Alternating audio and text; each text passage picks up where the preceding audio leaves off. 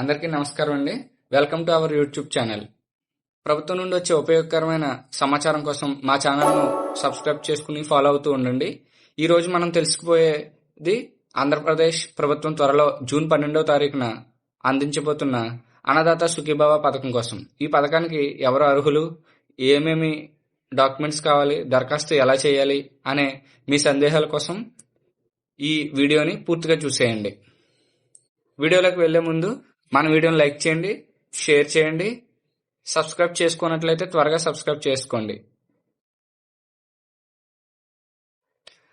అన్నదాత సుఖీభవ పథకం చిన్న సన్నకారు కౌలు రైతులకు నగదు రూపంలో పెట్టుబడి సాయం అందించాలనే ముఖ్య ఉద్దేశంతో ప్రభుత్వం ప్రారంభించిన పథకం. కేంద్ర ప్రభుత్వం 2019 నుండి అందిస్తున్న పీఎం కిసాన్ సాయంతో పాటు రాష్ట్ర ప్రభుత్వం ఈ పథకాన్ని అందిస్తుంది. అంటే కేంద్రం 6,000 అందిస్తుంటే దానికి అదనంగా 14,000 కలిపి రాష్ట్ర ప్రభుత్వం మొత్తం 20,000 రూపాయలను 3 విడతలుగా అందజేస్తుంది. రైతులకు ఆర్థిక భరోసా కల్పించడం, వ్యవసాయ ఉత్పాదకతను పెంచడం, అలాగే వారి యొక్క రైతుల యొక్క సామాజిక స్థితి ప్రమాణాలను మెరుగుపరచడం అనేది ఈ పథకం యొక్క ముఖ్య ఉద్దేశం. జూన్ 12వ తేదీన ఈ పథకాన్ని ప్రారంభిస్తారు. ఈ పథకానికి కావలసిన అర్హతలు: ఆంధ్రప్రదేశ్ రాష్ట్రానికి చెందిన రైతులు మాత్రమే ఈ పథకానికి అర్హులు. 18 సంవత్సరాల వయసు నిండిన వారై ఉండాలి. భూమికి సంబంధించిన పత్రాలు, పాస్బుక్, పట్టా అనేవి తప్పనిసరి. రైతు పేరుతో మ్యూటేషన్ జరిగి ఉండాలి, అంటే ఆధార్ లింక్ అయి ఉండాలి. ఈ క్రాప్ లో పంట నమోదు జరిగి ఉండాలి. ఇవి రైతు సేవా కేంద్రాల్లో అగ్రికల్చర్ అసిస్టెంట్ వారు చేస్తారు. అలాగే ఈ పథకంలో కౌలు రైతులు కూడా అర్హులు అని చెప్పి నిర్ణయించడం జరిగింది. సో సొంత భూమి కలిగిన వారికే కాకుండా కౌలుకు తీసుకునే రైతులు కూడా ఈ పథకాన్ని అర్హులు అని, వారికి కూడా ఈ పథకాన్ని వర్తించేలా ప్రభుత్వం మార్గదర్శకాలను విడుదల చేసింది. అయితే కౌలు రైతు ధృవీకరణ పత్రం కంపల్సరిగా ఉండాలి, సిసిఆర్సి కార్డ్స్ అంటారండి అని. వీటిని కూడా కలిగి ఉన్న వారికి మాత్రం అర్హత ఉంటుంది కౌలు రైతులకి. అయితే ఈ పథకంలో ఇనెలిజిబుల్ క్రైటీరియా ఏంటో చూద్దాం. సో ఇన్కమ్ ట్యాక్స్ చెల్లించే వారికి అన్నదాత సుఖీభవ పథకం అనేది వర్తించదు. అలాగే కేంద్ర రాష్ట్ర ప్రభుత్వ ఉద్యోగులు, రిటైర్డ్ ఎంప్లాయీస్ ఎవరైతే ఉన్నారో వారెవరు కూడా ఈ పథకానికి అర్హులు కాదండి. ప్రజాప్రతినిధులకు కూడా ఈ పథకం వర్తించదు. 10,000 పైన పెన్షన్ పొందుతున్నవారు, ప్రభుత్వ పెన్షన్ పొందుతున్న వారు కూడా అన్నదాత సుఖీభవ పథకం అనేది వర్తించదు.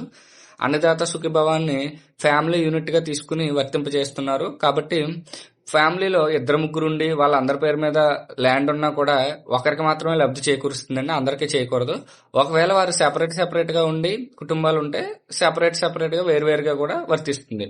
ఒకే యూనిట్ కింద వాళ్ళు ఉన్నట్లయితే, ఒకే రేషన్ కార్డు ఉన్నట్లయితే వాళ్ళకి ఎలిజిబిలిటీ రాదండి. సెపరేట్ యూనిట్స్ కింద ఉన్న వారికి మాత్రమే సెపరేట్ గా వస్తుందండి. దానికి ఏమేమి డాక్యుమెంట్స్ కావాలి: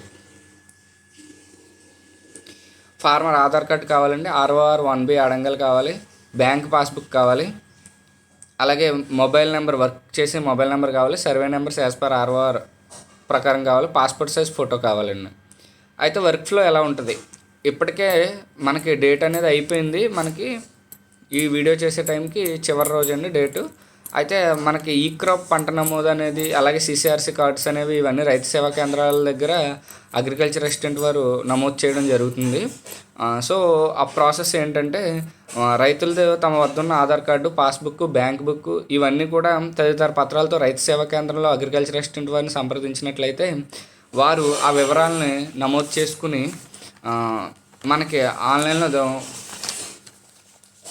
అధికారులు రైతు సమర్పించిన పత్రాలను పరిశీలించి వివరాలు ధృవీకరించుకొని సదరు రైతు పేరును లబ్ధిదారుల ఎలిజిబుల్ లిస్టులో చేర్చేందుకు సిఫారసు చేస్తారండి మొదటిగా.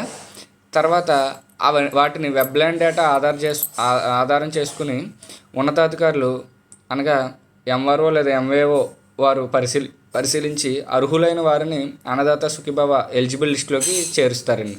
ఈ పథకం కింద పెట్టుబడి సాయంగా ఇచ్చే నిధులు డైరెక్ట్ బెనిఫిట్ ట్రాన్స్ఫర్, అంటే వారి ఖాతాలోకి నేరుగా జమ అవడం జరుగుతుందండి 3 విడతలుగా. సో ఇదండి ఎలిజిబిలిటీ క్రైటీరియా, అలాగే వర్క్ ఫ్లో. ఇప్పుడు అసలు మనకి నమోదు అయిపోయింది, అన్నీ అయిపోయినాయి.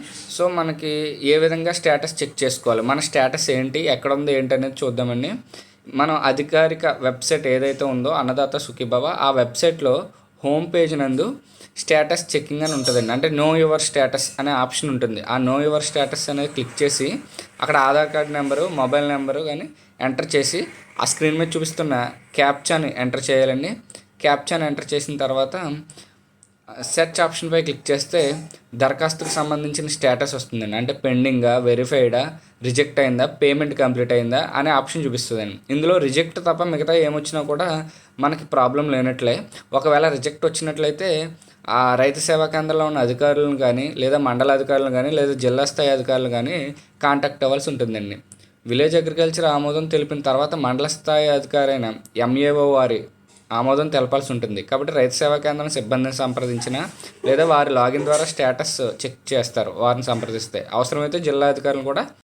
అలాగే నాకు ఇప్పటికే పిఎం కిసాన్ డబ్బులు బ్యాంక్ ఖాతాలో జమ అయ్యాయి, అన్నదాత సుఖీభావ కింద ఇచ్చే నిధులు రావా?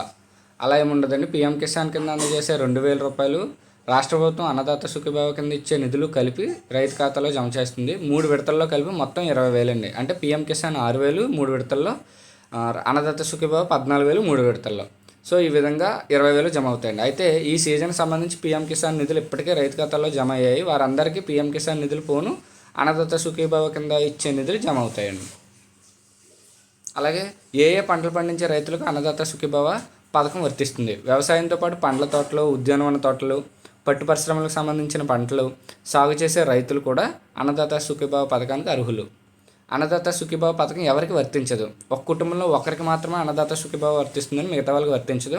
ఆర్థికంగా బాగా ఉన్నవారికి, ఆదాయ పన్ను చెల్లించే వారికి పథకం వర్తించదండి. అలాగే మాజీ, ప్రస్తుత ఎమ్మెల్యేలు, ఎంపీలు, ఎమ్మెల్సీలు, మేయర్లు, జడ్పీ చైర్పర్సన్ లాంటి వారికి, కేంద్ర రాష్ట్ర ప్రభుత్వ ఉద్యోగులకు ఈ పథకం వర్తించదండి. అదేవిధంగా ప్రభుత్వ రంగ సంస్థల్లో పనిచేసే వాళ్ళు, వారికి కూడా వర్తించదు. స్థానిక సంస్థల్లో శాశ్వత ప్రాతిపదికన పనిచేసేవారు కూడా అన్నదాత సుఖీభావ పథకానికి అర్హులు కాదండి. నెలకు 10,000 అంతకంటే ఎక్కువ పెన్షన్ తీసుకునేవారు కూడా ఈ పథకానికి అనర్హులు. అయితే multitasking staff, class 4 group D ఉద్యోగులకు మినహాయింపు ఉందండి. ఇదండి ఈరోజు వీడియో. మీకు సందేహాలు ఏమైనా ఉన్నట్లయితే కింద కమెంట్ సెక్షన్లో కమెంట్ చేయండి. మేము తప్పక సమాధానం ఇస్తాం. లైక్ చేయండి, సబ్స్క్రైబ్ చేయండి, షేర్ చేయడం మాత్రం మర్చిపోకండి. థ్యాంక్ యూ అండి అందరికీ.